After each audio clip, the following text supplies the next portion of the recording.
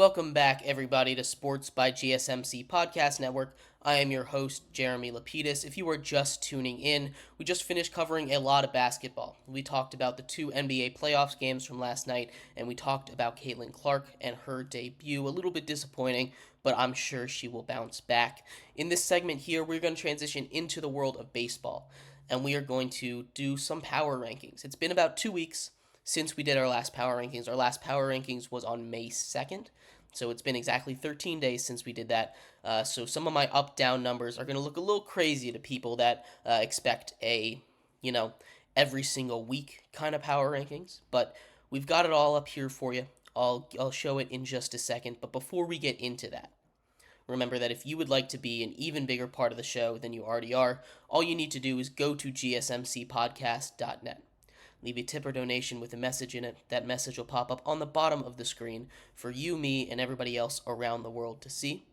If you have anything, a burning question about anything in the world of sports you would like me to talk about, go ahead and leave that in the comments. Leave that at gsmcpodcast.net. I will get to it. We'll have a little discussion, and you can control what we talk about here on the show. We appreciate any of you taking time out your Wednesday to talk some sports, sit down and listen to me. A little bit saying, we're going to get into some MLB. Got a little graph for you. MLB power rankings. These are the power rankings. Let me know if you can't see them. I'll enlarge it a little bit. But these are all 30 teams. We've got, like I said, it's been 2 weeks since last did our power rankings. So we'll start at the bottom, and we will take a look at MLB. See, at the bottom we have the Miami Marlins. I don't know if I need to say a lot here. The Miami Marlins are not a very good baseball team. They're extremely hurt, and they're saving grace on offense. Luis Arias is no longer with the team. We haven't done a power ranking since he was traded. That moves them down a spot.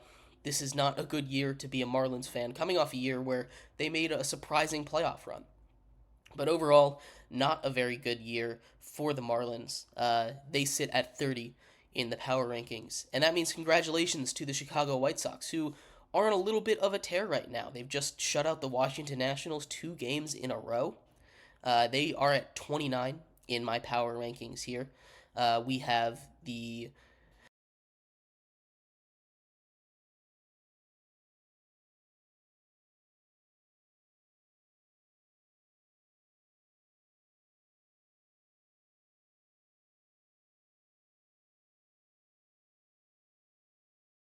White Sox, who were on pace in our last power rankings to be the worst team of all time by win-loss record.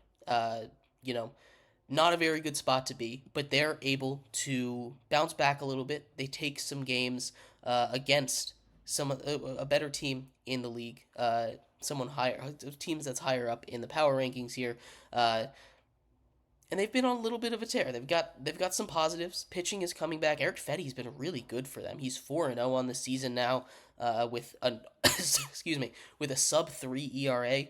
Kind of came out of nowhere after taking a year off and pitching out in Asia. At 28, we have the Rockies. The Rockies just have been really bad. You know, they're still last in their division. Granted, it is a very good division, but still last in that division. Just not really showing any signs of life are the Colorado Rockies. 27, we have the Angels with the loss of Mike Trout. They have fallen off the cliff. They have almost no positives. Joe Adell has been solid this season, but that's kind of a silver lining that isn't really going to make a difference. You talk about the Angels the last couple seasons. You have Mike Trout, Shohei Ohtani. None of them are here. Mike Trout is on the IL. Shohei Ohtani, in case you hadn't heard, is a Dodger now. He signed a huge contract in the offseason.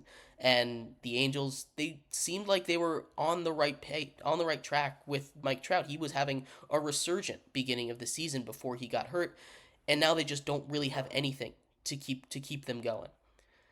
26, we have the Athletics. They have a closer. They're not a very good team, but they have a closer, and they've got some people to trade if they would like to trade. I know they're in the midst of like a half rebuild, half tank job. I'm very confused with what the Athletics are trying to do. I don't know if they're trying to build up right now, but they've got a lot of trade candidates that they can get some solid assets for here coming up at the trade deadline. So it's not all bad, but it definitely is not good. They're not a good team. Cardinals here at 25. They drop a spot in my from my last power rankings. They just haven't again. They lose Contreras to a nasty looking injury. He gets hit on the swing.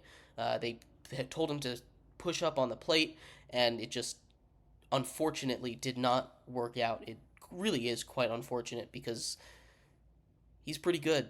Wilson Contreras is. He was like that one shining bat in the order, and the rest of the bats have been struggling. The pitching, they went out and they got some like old reliable sort of pitchers, and they've been anything but old reliable. They've been old. They have not been reliable.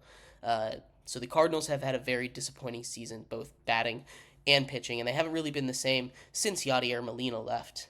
24, you have the Pirates. Paul Skeens made his debut. Paul Skeens looked really good. The Pirates have not looked really good. They had a kind of hot start to their season, as they tend to do, but the bats just aren't there. The defense has really struggled, and the bullpen has been bad. Paul Skeens pitched good, and that's a really good sign for them. Hopefully, he can continue to develop into an ace of a pitcher.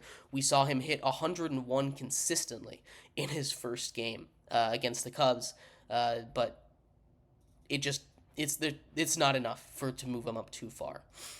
And the Nationals. The Nationals I have at 23. The Nationals are a surprising 500 team. The Nationals have been floating around that number, going up one game above it, one game below it, sitting at it. They've just dropped two to the White Sox. They've been shut out twice in a row by the White Sox now. That game just went final. So I'd probably drop them a spot below the Pirates if I had to redo this one right now. But the Nationals here at 23 are a surprisingly good team. They're not one of those teams that you're going to be scared to play. But C.J. Abrams, Luis Garcia at the top of that lineup. Trevor Williams is having a resurgent after being maybe the worst pitcher in all of baseball last season. Is having the best start to his season in his career. Some of the young arms aren't quite where you want them to be. Mitchell Parker has been solid, but he hasn't really been enough. The rest of the bats are getting there, but they're not getting it done. Luis Garcia really has come on. He's been a 300 hitter up to this point. So, congratulations to him. Very, very well done by Luis Garcia.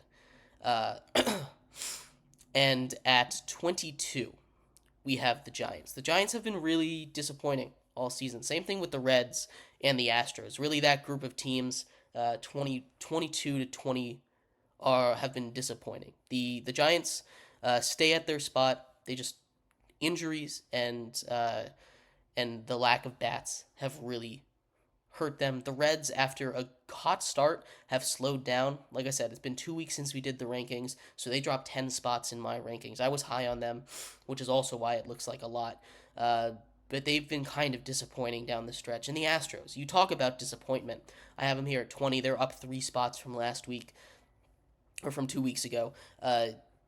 Disappointment is the word for that team. You can talk about injuries, but they still have a really young hitting core, and it just hasn't been there. Pitching has been awful. Ronel Blanco just got suspended for using sticky stuff. He was, I won't say a bright spot, but he was solid for them. He threw a no-hitter in the beginning of the season, but he hasn't really been that consistent. The Mets, Tigers, Blue Jays, Diamondbacks. You throw the Red Sox in there as well. Really, 19 to 13, I think you can put in just about any order. I have it I have Mets at 19, Tigers at 18, Blue Jays at 17, Diamondbacks at 16, Red Sox at 15, Padres at 14, and Rays at 13. They've just kind of shuffled around. You go week by week. I think any of those 7 teams could be any of those 7 places. Right now, the Rays are out on top. They've kind of had a little bit of a resurgence down the stretch. Same thing with the Padres and the Red Sox. The Mets are just mediocre, and the Tigers and the Blue Jays have been struggling a little bit down the stretch here, which gets us to the top 12, which I think is where we start to get good teams. I think these 12 teams are all good. The Royals, Brewers, Rangers, Guardians, and Mariners even. All of those teams are good. The Royals I've been really impressed with. Bobby Witt Jr. potential MVP candidate, maybe. Keep an eye out for that. Lots of good stuff going on in the Royals organization here. I have them here at 12. I have the Brewers at 11. They had a really, really hot start. They've kind of started to slip. Uh, Same thing with the Guardians. Those two teams started off really hot, and they've kind of started to slip just a little bit. The top Central teams just haven't been able to keep it up. The Rangers at 10, coming off a World Series, their bats have been there, and you know they get a little bit of a boost because of that World Series. I kind of talked about the Guardians already at 9. The Mariners, I love what they have going with their starting pitching. Julio Rodriguez is starting to turn it around, and the bats are starting to get going again. They're here at 8. The Cubs and the Twins have been my biggest surprises of the season. You see here, I was low on the Twins 2 weeks ago. They move up 13 spots. They're the biggest jumps of the last 2 weeks. But the Twins here at 6 and the Cubs here at 7. Two more Central teams. The entirety of the NL and AL Central has been kind of a surprise. The top of those teams. I expected those to be weak divisions, but they've been really, really solid. The Yankees at 5, they moved down a spot, and these top 5 teams really have been the teams. Yankees, Orioles, Braves, Dodgers, Phillies. They've been the teams all season. The Yankees, I have at 5 just because the starting pitching hasn't been the greatest. They do have Clay Holmes, who has a 0 ERA a quarter way into the season, which is insane. And Juan Soto has been a huge plus for them. But I don't think they're quite as good as the Orioles, who are ahead of them at number 4. With all their young talent and their pitching, it's hard to put them much lower than 4. The Braves have some injuries, and their offense has been struggling a bit. I dropped them out of that number 1 spot for the first time in my power rankings. They're here at number 3. The Dodgers are just a juggernaut. You can't really move them much lower than 2. I almost put them at 1 here. But the Dodgers just have been so good. Shohei Ohtani, Mookie Betts at the top of that lineup. Freddie Freeman is there as well. There's a little bit of a hole at the bottom of the lineup, but the Dodgers have plenty of depth that they can fill that with. Plenty of guys they can call up to help fill that void. And rounding off at number 1, I have the Philadelphia Phillies. The first team to 30 wins.